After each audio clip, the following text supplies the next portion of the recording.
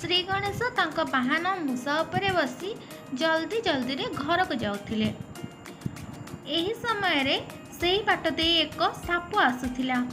आउ साप को देखी मूषकराज डरी गले एवं तांको गोड़ खसिबाकू लागिला।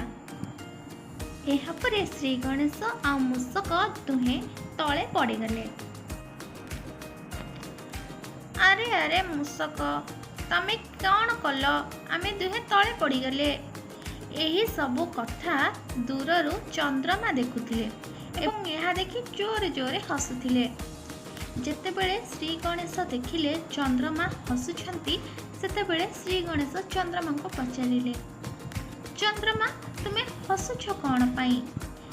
सेतेबेले चंद्रमा उत्तर देले, अरे अरे एते बड़ गणेश आउ ए मूषा पड़गले, हाँ हाँ हाँ एमिति कही चंद्रमा हसुतांती।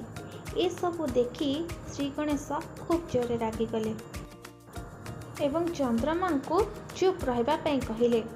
चंद्रमा तमे चुप रुह नहले किछि भल हेबनी। गणेश तुमे मोर कौन करि परिबो? देख मु केते उज्जवल आउ मोर किरण केते स्पष्ट तुमे देख। यह सुनिया परे श्री गणेश खूब जोरे रागिगले एवं रागी जाई चंद्रमा को अभिशाप देले। चंद्रमा तमे जो उज्ज्वलता पाई गर्व करुच सेही उज्ज्वलता तुमर रहिबा नहीं। तुमको जी देखिबो तार अमंगल हेबो, ताकू मु मध्य मजाइबिनी। यहाँ पर संगे संगे चंद्रमा कोइला बेले कला पड़गले, सबुआड़ अंधार पलटिगला ठीक अमावास्या परी। प्रभु ये आपण कौन कले? मते क्षमा कर दियंतु, एभली भूल आउ केबे भी हेबनी नहीं। सही भली तुमे रुह एकांतरे सब बेले अंधारे। आपण तो विघ्नहर्ता प्रभु, आपण मते ए थर को क्षमा कर दियंतु, एही भली भूल आउ केबे भी हेबनी। चंद्रमांकर हजारे बुझेबा परे मध्य श्री गणेश मानिलेनी।